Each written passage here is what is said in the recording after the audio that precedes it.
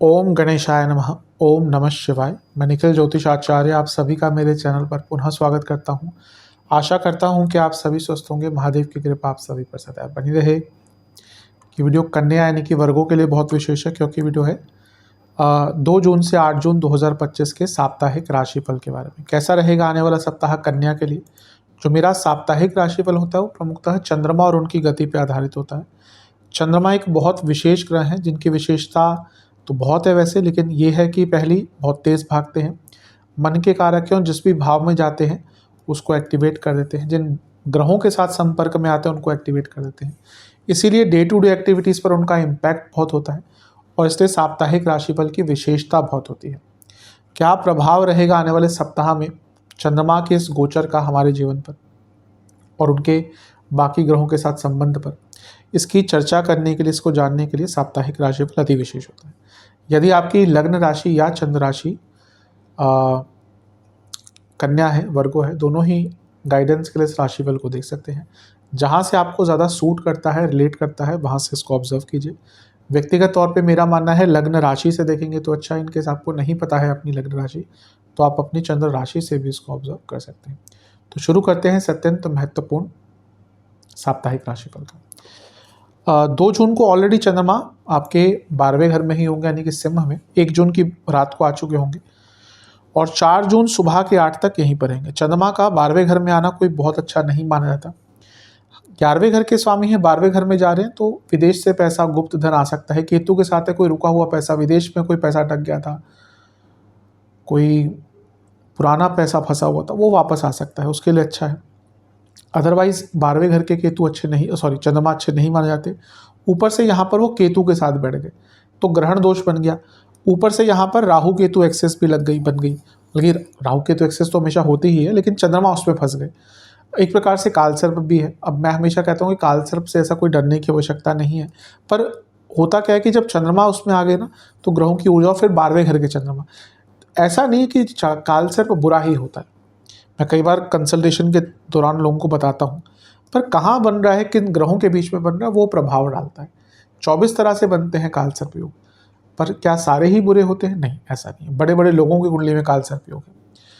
अब यहाँ पे क्योंकि चंद्रमा 12वें घर में आ गए तो थोड़ी प्रॉब्लम है। मानसिक दृष्टिकोण से, शारीरिक दृष्टिकोण से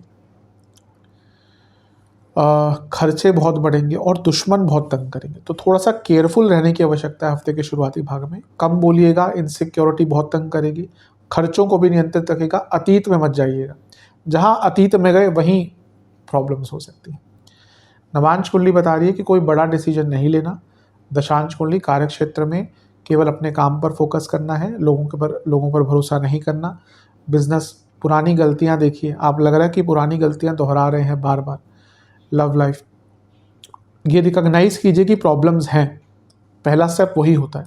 फिर ठीक करने की कोशिश की। जब रिकॉग्निशन ही नहीं है कि भाई बस ये मानना है मनगढ़ंत की कोई प्रॉब्लम ही नहीं है, कुछ नहीं है, तो प्रॉब्लम बढ़ेगी। वैवाहिक जीवन, कोई दिक्कत आ रही है तो किसी से बातचीत कर कर उसको सॉल्व कीजिए। स्टूडेंट्स की जहाँ तक बात है, पेशेंस की आवश्यकता रहेगी इस टाइम पे। सेहत की जहाँ तक बात है, sleep disorder, blood disorder, infection. सर्वाष्टक आपका पंचम भाव बली है, ओवर थिंकिंग बहुत ज़्यादा रहेगी। 4 जून सुबह के 8 बजे के आसपास चंद्रमा राशि बदल के आपके लग्न भाव में आ जाएंगे और 6 जून रात के 9 तक यहीं पर रहेंगे। चंद्रमा का लग्न भाव में आना बहुत अच्छा होता है। लाभेश का लग्न में आना अपने आप में बहुत अच्छा है। पैसा भी आएगा, रुके हुए काम भी बनेंगे, सकारात्मकता भी आएगी। गुरु से केंद्र में है तो गजकेसरी योग भी बन गया, ये भी ठीक है। अब लाभेश का लग्न में आना, जैसे मैंने कहा, काम, पैसा, दृष्टिकोण बदलना, सब कुछ अच्छा है। लेकिन ये है कि शनि का प्रभाव आ गया तो विष दोष बन गया और चंद्रमा केमद्रुम योग में आ गए, क्योंकि कोई भी ग्रह आसपास नहीं है, राहु केतु को उसमें नहीं मानते। तो यहाँ पर भले ही भौतिक दृष्टिकोण से अच्छा टाइम हो, मानसिक दृष्टिकोण से एक नकारात्मकता, एक संवेदनशीलता बनी रहेगी। केमद्रुम योग बहुत सेंसिटिव कर देते हैं चंद्रमा को। कभी कभी होता है बहुत अच्छी कुंडली, लेकिन केमद्रुम योग हो गया, उससे क्या होता है ना, व्यक्ति अपने जीवन को एंजॉय नहीं कर पाता। अच्छा खासा कई कुंडलियाँ देखती हैं। अभी रिसेंटली एक कुंडली आई थी, उन्होंने बोला हमने काल सर्प की पूजा भी करा ली है। मैंने कहा काल सर्प है ही नहीं पहले तो चीज़ कुंडली में, ये भी करा ली वो। मैंने कहा आप एक केंद्रम योग की पूजा, चंद्रमा की कोई पूजा करवाई है? कहते नहीं। तो ये पहले जानने की आवश्यकता है कि क्या दोष है कुंडली में, क्या। तो यहाँ पे केंद्रम योग ना लग्न में है तो बहुत सेंसिटिविटी रहेगी। यहाँ पे क्या होता है, कोई दिक्कत होती नहीं है लेकिन व्यक्ति मानसिक रूप से उसको दिक्कत बना लेता है, इस पर ध्यान दीजिएगा।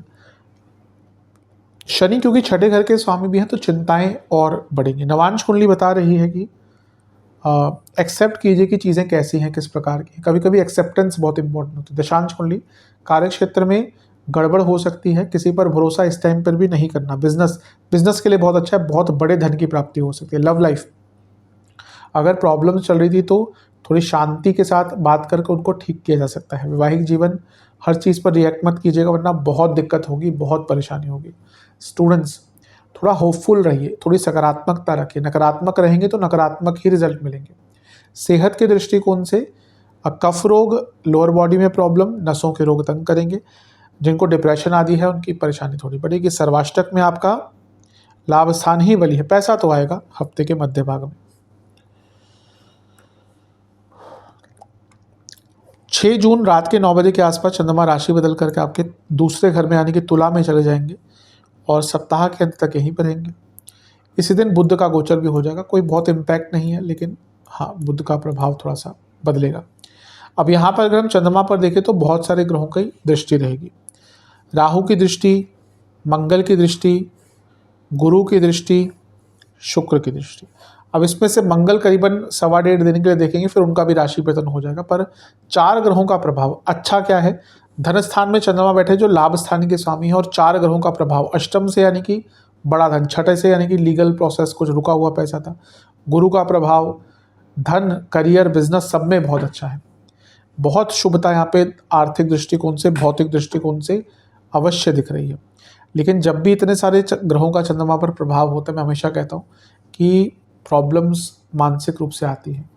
कुंडली में किसी के देख लीजिए, चंद्रमा अगर बहुत सारे ग्रहों के प्रभाव में होते हैं ना, व्यक्ति कितना भी, मैं भौतिक रूप से बुरा नहीं कह रहा उसको, लेकिन बहुत अनिश्चितता, बहुत डिसकंटेंटमेंट या बहुत ओवर एम्बिशियसनेस आ जाती है, तो अपने जीवन को एंजॉय नहीं कर पाता व्यक्ति।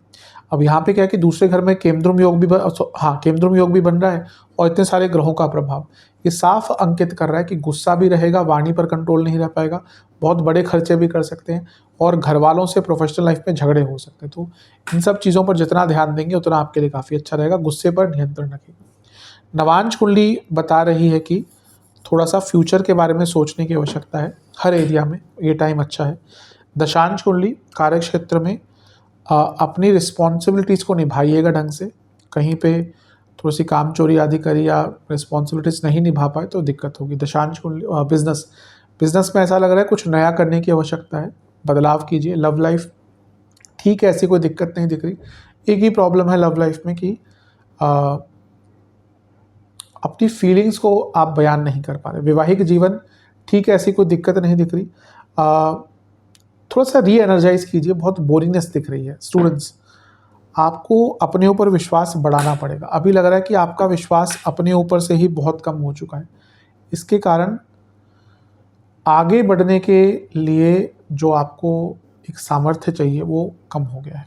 सेहत के हिसाब से इन्फेक्शंस, गले के रोग, आँखों के रोग, डायबिटीज़, सर्वाष्टक सप्तम भाव वाली है। बिजनेस में पैसा आ सकता है, बदलाव करने की आवश्यकता है।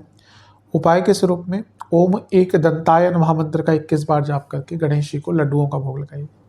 आशा करता हूँ वीडियो काम आएगी। चैनल पर नहीं है सब्सक्राइब कीजिए, वीडियो को लाइक कीजिए। मिलता हूँ अगले वीडियो में, तब तक के लिए ओम नमः शिवाय।